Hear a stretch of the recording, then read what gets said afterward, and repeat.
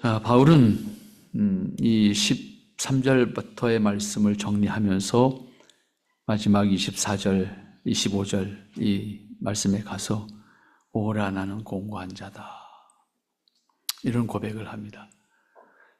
오라 나는 공고한 사람이다. 정말로 나는 공고한 사람이다. 소망이 없는 사람이다. 그런 표현을 하면서 결국은 하나님께서 나로 하여금 세워주시지 않는다면 나는 죄의 법을 섬길 수밖에 없는 존재, 더 이상 소망이 없는 존재다. 이렇게 마무리를 합니다. 그러면 바울이 그렇게 실망스러운 모습으로 자신을 정리하는 것인가? 그건 아니거든요. 앞에서 복음의 원리를 분명히 말하고 그 원리를 통해서 우리가 분명히 지금 우리의 모습을 생각해 보면 곤고할 수밖에 없는 존재야. 그러나 우리의 소망은 오직 하나님께 있어. 복음 안에 있어. 결정적으로 얘기를 하는 거거든요. 바울은 다메섹으로 가는 길에서 예수님을 만나기 전까지 그는 철저한 유대주의자였습니다. 적어도 율법에 대한 자부심과 그리고 율법에 대한 우월의식을 가지고 유대교를 대변하는 사람으로서의 자신의 역할을 자처했던 사람입니다. 유대인들 가운데서 예수를 믿는 사람이 생겨나면 그들을 박해하는 일을 앞장서서 했던 사람입니다. 뿐만 아니라 율법에 대한 확고한 입장으로 자부심을 가지고 강력한 많은 사람들의 지원을 받으면서 기독교 신자들을 박해하는 일에 앞장섰던 사람입니다. 그런데 그가 복음을 전하는 사도로 그리고 복음의 원리를 설명해 주는 사도로 변하게 된 이유가 무엇일까? 그것은 예수님을 만난 것이 결정적인 동기였습니다. 그러면 그가 만난 예수님은 어떤 분이셨길래 그가 그렇게 변할 수 있었을까? 그것은 죄인을 위해서 자신의 몸을 희생의 제물로 바친 예수님이었습니다. 곧 사랑의 예수님을 만났을 때 자신의 모습을 깨닫게 되었습니다. 왜냐하면 자신은 선의 기준인 율법을 가지고 사람을 정죄하고 책망하고 박해하는 일을 했던 사람이잖아요. 율법이라고 하는 것은 선의 기준이잖아요. 이 단어를 여러분 잘 기억하셔야 됩니다. 근데 그 결과는 뭐예요? 죄예요. 정죄예요. 때문에 생명이 없는 거예요. 결국은 예수님이 어떠한 분이셨는가? 예수님이 이 땅에 오신 이유가 뭔가? 예수님이 그에게 어떤 존재였는가를 깨닫게 되었을 때 가장 우월한 신분을 가졌다고 생각했던 바울, 가장 자신이 율법, 선의 기준을 가지고 있는 사람이라고 생각했던 바울이지만 죄인을 위해서 자신의 몸을 희생하는 희생의 제물을 바치신 예수님을 만나면서 자신의 모습이 얼마나 형편없는 모습인지, 얼마나 초라한 모습인지, 선의 기준을 자신의 손에 들고 있다고 생각했지만 결코 그 선의 기준에 합당하지 못한 자신을 인정할 수밖에 없었을 때, 동시에 자신의 행위에 대한 한계를 인정할 수밖에 없었을 때 깨닫게 되는 것이 복음이었습니다. 율법을 아무리 완전하게 지켜도 사랑을 완성할 수 없다는 한계입니다. 문제는 그 율법을 완전하게 지키지도 못하고 선의 기준을 가지고 있기 때문에 선한 것이 아니고 오히려 선의 기준으로 말미암아 나는 죄인이라는 것을 시인할 수밖에 없는 겁니다. 자신을 속죄와 구원과 견인까지 하시는 하나님을 알았을 때 그 자신이 변하지 않으면 결코 소망이 없는 사람이었음을 고백하는 거죠. 그래서 나는 곤고한 사람이다 라고 고백할 수밖에 없었다. 그러면서 오늘 13절 말씀부터 설명하는 내용이 뭔가 하면 자신이 가지고 있었던 선의 기준인 율법이 어떤 것인가를 설명하고 있는 거예요. 바울 자신이 그렇게 자랑스럽게 가지고 있었던 율법을 설명하는 거예요. 근데 설명의 첫 번째 제목이 뭐예요? 그 설명의 첫 번째 대목이 선한 것이 내게 사망이 되었다 그랬어요. 분명히 율법은 선의 기준인데 나에게는 뭐예요? 죄고 결국은 사망밖에는 나한테 선고하는 게 없어. 그걸 깨닫게 하는 거 아니에요? 바울이 예수님을 만나고 나서 깨닫게 되는 것은 율법의 한계입니다. 사람이 선이라고 생각하는 율법의 한계입니다. 아무리 율법을 완전하게 지킨다고 해도 사랑을 완성할 수 없다는 것을 깨닫게 되는 거예요. 율법은 지킬수록 죄를 낳기 때문입니다. 그러면 지키지 말자는 얘기가 아니에요. 그거는 지켜야 되는 거예요. 하지만 지키기 때문에 완전할 수 있는 사람이 없다는 거예요. 그러니까 율법은 필연이 뭡니까? 죄입니다. 율법을 완전하게 지킬 수 없을 뿐만 아니라 율법을 지키기 위해서 또 다른 기준이 끊임없이 만들어질 수밖에 없는 것이 율법을 선의 기준으로 가질 때 한계입니다. 그 사실을 확인해 주는 것이 지금도 있습니다. 그게 유대교에서 가장 중요하게 생각하는 문서, 율법을 계속해서 해석해가는 탈무드입니다. 이 책은 단순한 지혜서가 아닙니다. 율법에 대한 해석서입니다. 모든 상황에 대한 그 율법을 어떻게 적용할 것인지에 대한 해석서입니다. 율법을 온전하게 지키기 위해서 모든 경우의 수와 상황에 따라서 그 율법을 어떻게 지키면 되는 것인지를 해석해 주는 책이 탈무드입니다. 그러니까 탈무드는 완성된 책이 아닙니다. 끊임없이 계속 쓰여줘야 됩니다. 왜?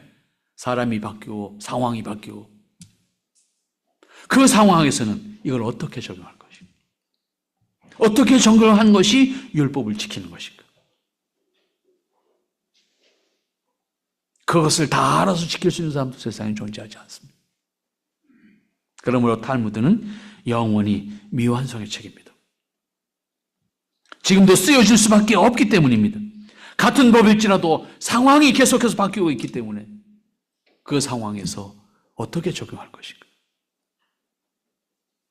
바울은 이러한 사실을 깨닫지 못하고 있다가 예수님을 만나고 나서 예수님의 사랑을 깨닫고 나서 율법의 한계가 무엇인지를 생각하게 된 거예요. 그리고 율법을 통해서는 결코 사랑을 완성할 수 없음을 깨닫게 되는 겁니다. 그러한 사실을 명확하게 말씀하고 있는 것이 오늘 13절 말씀입니다. 선한 것이 내게 사망이 되었다. 결코 그럴 수 없는데 여기서 말하는 선한 것은 율법이에요. 근데 그 율법은 결국 나에게 죄와 사망을 가져다 주는 것밖에 안 된다. 그런데 그것은 분명히 선의 기준입니다. 이 말씀의 의미를 잘 생각해 보시기 바랍니다. 율법은 분명히 선을 향한 기준입니다. 동시에 악을 행하지 말도록 하는 기준입니다. 그러한 의미에서 율법은 선을 행하도록 하는 기준이고, 그런데 문제가 뭡니까? 누구도 그 율법을 완성시키지 못한다는 사실입니다.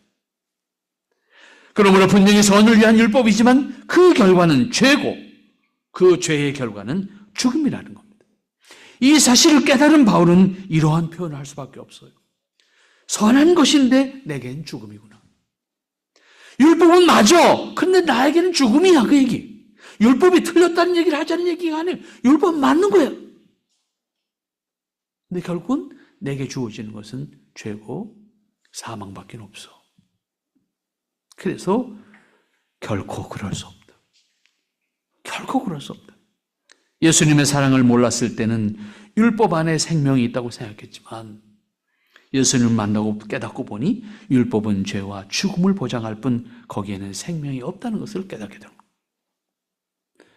율법은 오직 죄가 죄로 드러나기 위해서 선한 그것으로 말미암아 나를 죽게 만들었다. 이렇게 고백하지 않습니까?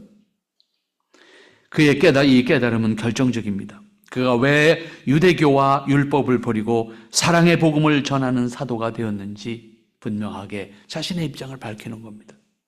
그리고 자신의 변화에 대한 확실한 이유를 여기 13절 말씀에서 정리해주고 있는 겁니다. 이는 계명으로 말미암아 죄로 심히 죄되게 하려 함이라.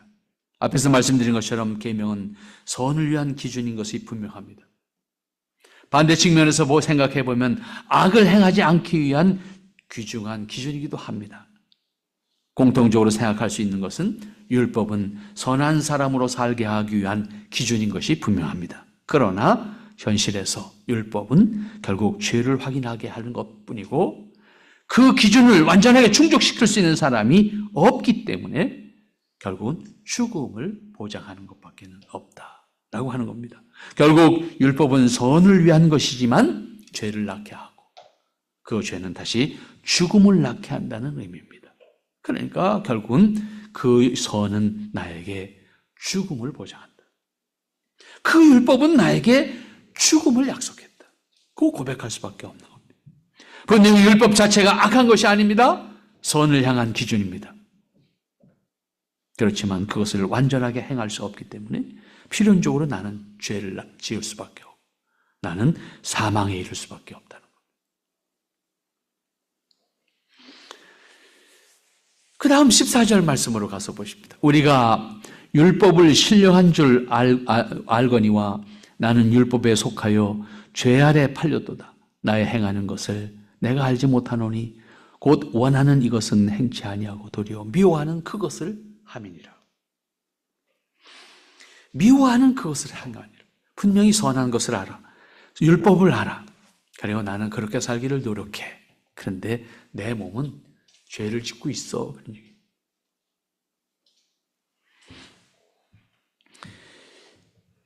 여기서 우리가 분명히 인정해야 되는 인간의 타락이라고 하는 문제를 생각하게 하는 겁니다. 이 말씀을 어떻게 이해하고 믿음으로 고백할 것인가에 따라서 같은 기독교 신앙을 하면서도 전혀 다른 모습을 가질 수 있게 되는 그러한 중요한 어떠한 기준이 될 수도 있습니다. 여기서 바울이 깨달은 것은 율법에 대한 이해가 아닙니다. 율법의 한계에 대한 깨달음입니다. 율법의 한계를 13절에서 확실하게 정리했습니다. 그렇다고 하면 이 14절에서는 무엇을 말하고자 하는 겁니까? 이것이 예수님을 만난 바울의 참모습이고 이 바울의 깨달음은 복음을 말하는 사람들이 기본적으로 가지고 있어야 되는 깨달음입니다. 적어도 예수님을 만나기 전에 바울은 자신 있는 사람이었습니다. 용기 있는 사람이었습니다. 율법에 대한 지식과 그 율법을 집행할 수 있는 권한을 가진 사람으로서. 그런데 예수님의 사랑을 알고 나서 그가 행하고자 했던 것이 얼마나 어리석은 것인지를 깨닫게 되는 거죠. 우리가 율법은 신령한 줄 알거니와 나는 육신에 속하여 죄 아래 팔려갔다.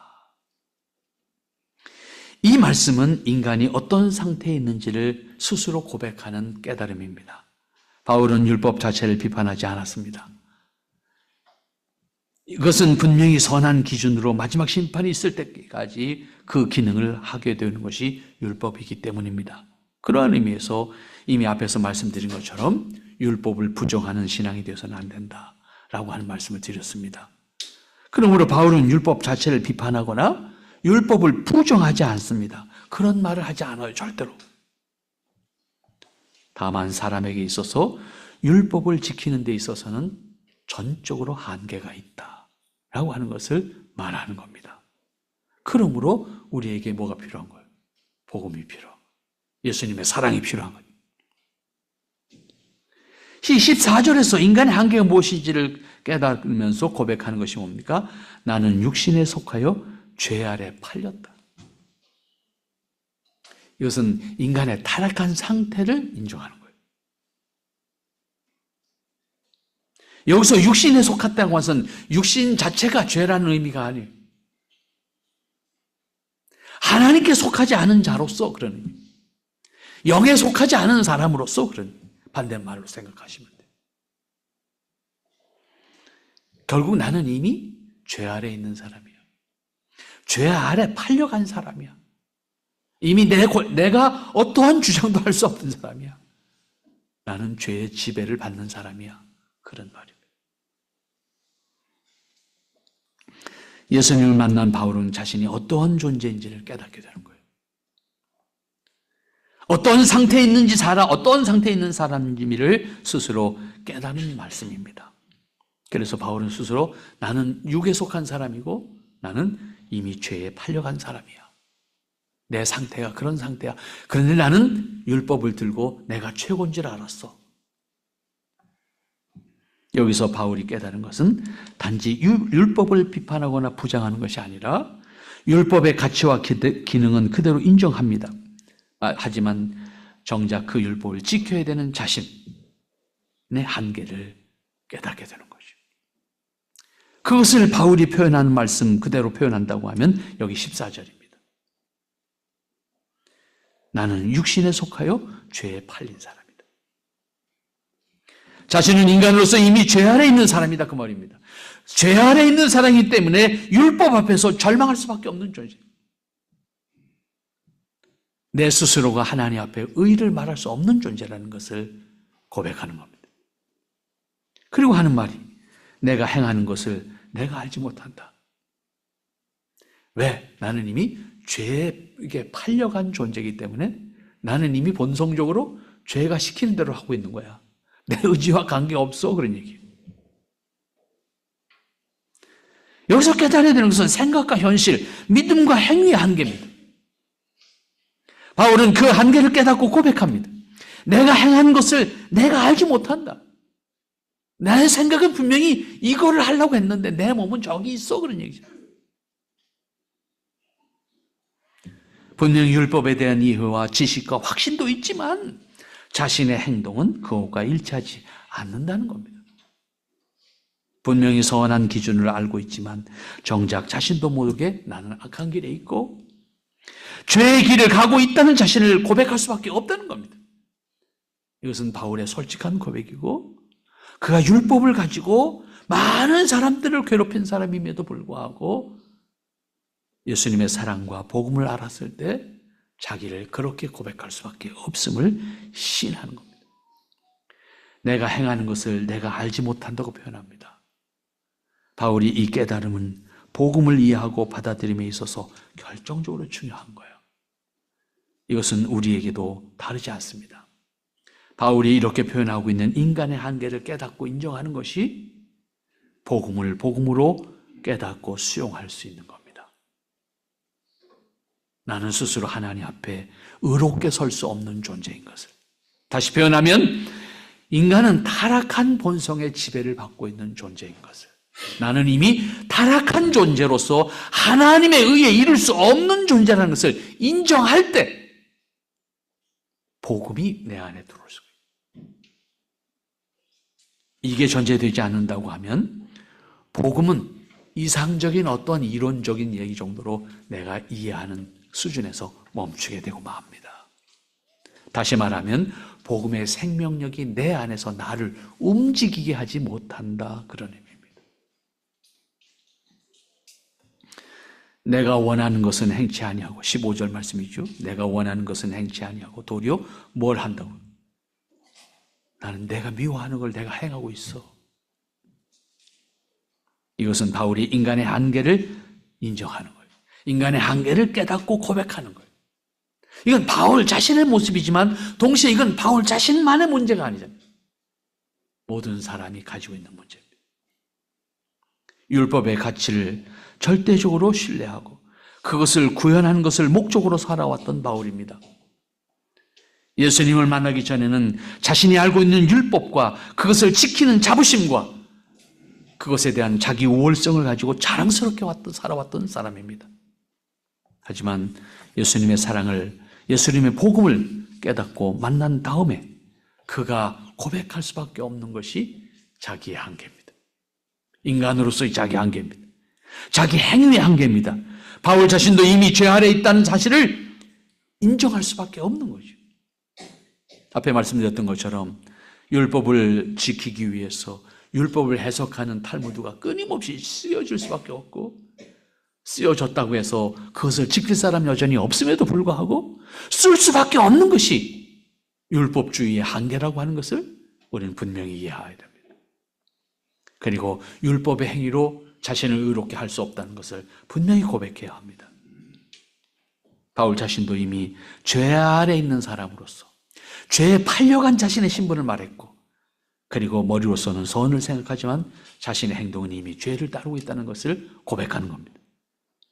이것은 율법과 복음을 이해하게 하는 데 있어서, 그리고 복음을 받아들이지 않으면 안 된다라고 하는 아주 결정적인 것을 우리에게 가르쳐 주는 거예요.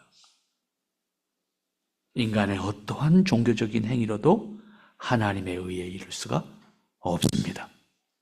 하나님의 의에 이를 수 있는 것은 오직 예수님의 사랑, 예수님을 통해서 완성하신 복음만이 하나님께 이룰 수 있는 길이라고 하는 사실입니다. 이건 기독교의 절대 진리예요. 이걸 양보하면 기독교가 없어지는 거예요. 그런데 기독교를 말하고 복음을 말하는 사람들조차도 이것을 절대라는 말을 하지 않는다.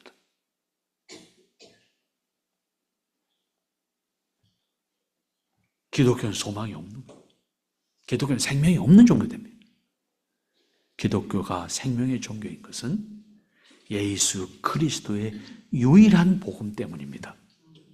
이 사실을 분명히 우리는 간직할 수 있어야 합니다. 그 다음 16절 말씀 가서 보시죠. 만일 내가 원치 아니하는 그것을 하면 내가 이로 율법에 선한 것을 시인하노니 이제는 이것을 행하는 자가 내가 아니요 내 속에 거하는 죄니라. 인간의 타락한 본성을 인정하는 고백입니다. 바울은 여기서 인간의 한계를 결정적으로 표현합니다.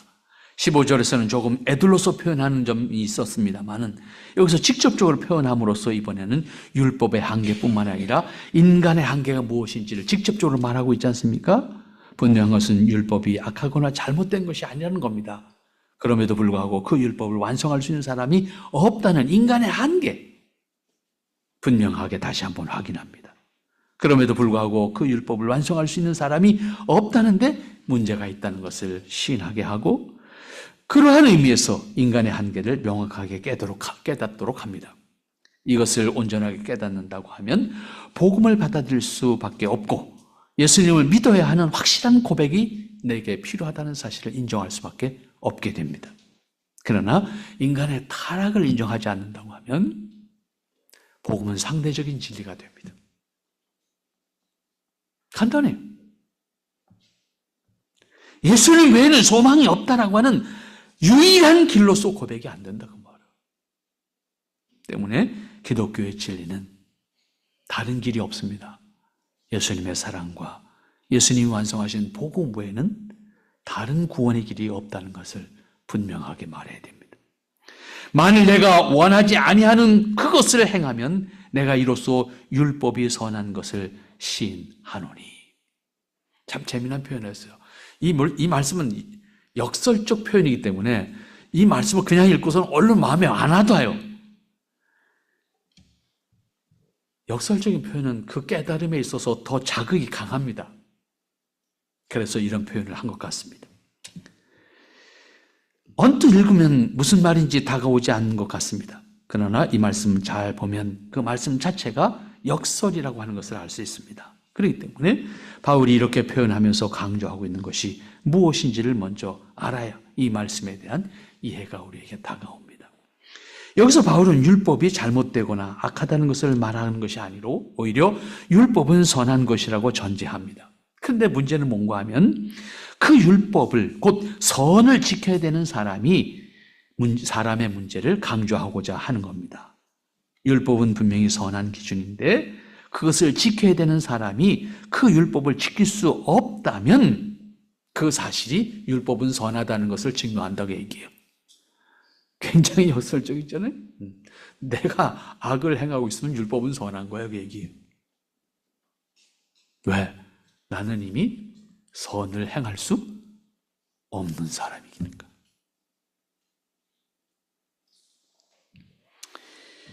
여기서 중요한 것은 인간은 그 율법을 지킬 수 없는 악한 존재, 표현된 대로 죄에게 팔린 존재잖아요. 타락한 존재, 스스로 하나님의 선을 완성할 수 없는 존재. 그러므로 내가 죄를 짓고 있다면 율법은 선한 거야. 그런 얘기예요. 그 얘기 맞는 얘기야. 그런 얘기. 그렇기 때문에 마음으로 원하는 것은 선이지만 정작 인간이 행하고 있는 것은 악일 뿐이야. 바울 자신도 마음으로는 원하지만 자신이 행하고 있는 것을 보면 이미 자신이 원하지 않는 것을 행하고 있음을 고백하는 거죠. 그러한 의미에서 인간이 행하는 것은 악한 일 뿐이다. 인간이 행하지 않는 것은 분명히 선이다. 그런데 항상 인간이 행하는 일은 선으로 포장해요. 그래서 선한 것처럼 보여요. 그런데 나중에 보면 그게 악한 것이었어요. 포장을 잘하는 기술을 가진 사람들이 리더십을 가져요. 도대체 정신이 없지 않습니까? 저마다 자기가 대통령 되겠대. 근데 포장되는 거 오늘 대단해요. 뭐가 진짜인지는 모르겠어. 우리 정말 정신 똑바로 차려야 됩니다. 그러나 중요한 것은 참된 것은 생명을 낳는다는 겁니다. 생명을 낳는 것은 진리입니다. 정죄와 죽음이 있다고 하는 것은 가짜입니다.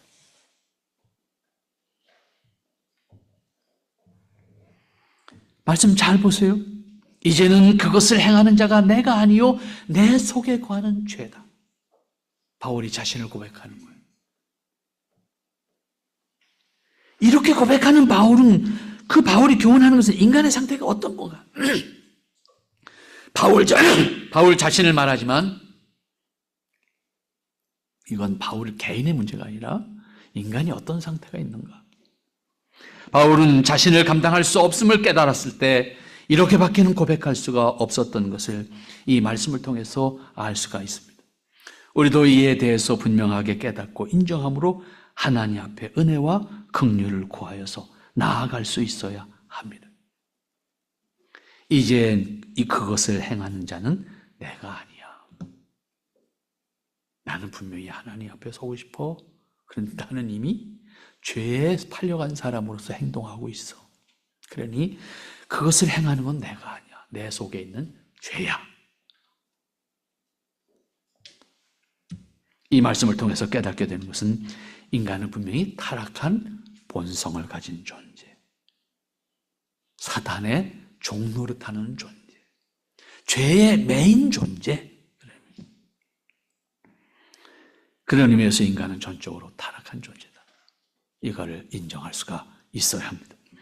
바울은 자신을 예로 분명하게 말합니다. 자신의 생각과 의지는 분명히 그것이 악한 것임을 알지만 나는 이미 그것을 행하고 있어.